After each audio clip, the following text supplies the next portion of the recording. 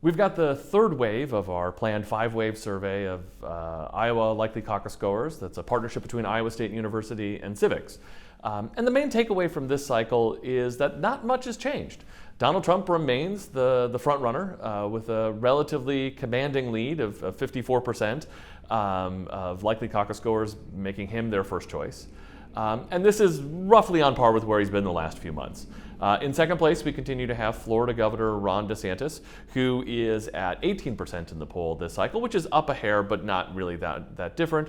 Third place remains former Ambassador Nikki Haley. And then in fourth place is Vivek Ramaswamy, but even he's down a little bit from where he's been in the past.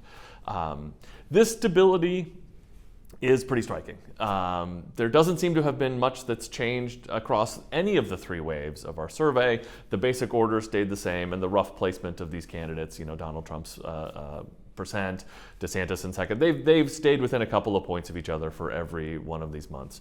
And this month, that's actually potentially a little surprising because it's been an eventful month in the campaign. We've seen several high-profile candidates, most notably former Vice President Mike Pence and South Carolina Senator Tim Scott, withdraw from the race, though Scott withdrew in the middle of our survey, so he does still have some support, but that's because those folks had been backing him before he dropped out. But we've seen Pence and Scott drop out, and it doesn't look like their supporters have sort of migrated to a single candidate. Instead, they appear to be dispersed fairly evenly across Trump, DeSantis, and Haley. So none of those candidates have made a real advantage out of that.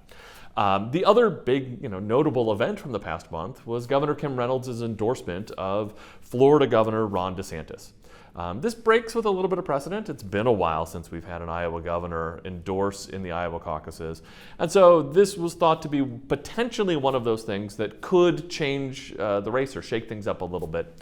And it doesn't look like they did. So not only did DeSantis only go up about a point from last month, but we actually asked people their thoughts about the Reynolds endorsement and Kim Reynolds herself. Now, Kim Reynolds is very popular amongst Republican caucus goers or potential Republican caucus goers. Her approval rate is very, very high. But it doesn't look like it actually changed many minds. We asked people if it was appropriate for her to endorse, given the fact that governors traditionally don't. And slightly more people, or about even, said that it was inappropriate versus appropriate. And then we asked people if it made them more likely to support Governor DeSantis. And there were slightly more people who said it made them less likely to support DeSantis than that it made them more likely to support DeSantis. On face, that looks like it may have hurt him.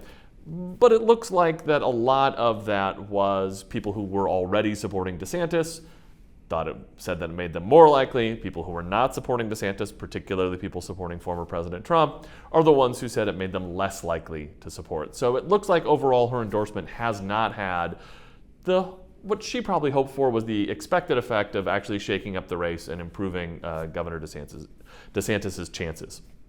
The last thing that's in this survey that we've seen for all of these months is that interest in the campaign seems relatively low, at least relative to 4 years ago for the Democratic nomination in 2020. Iowans seem to be about 10% less likely to participate. Republicans this cycle versus Democrats last cycle, the expected rate at which they're going to participate is down about 10 points. And we have other questions that sort of gauge how interested they are or how many of the candidates are they considering.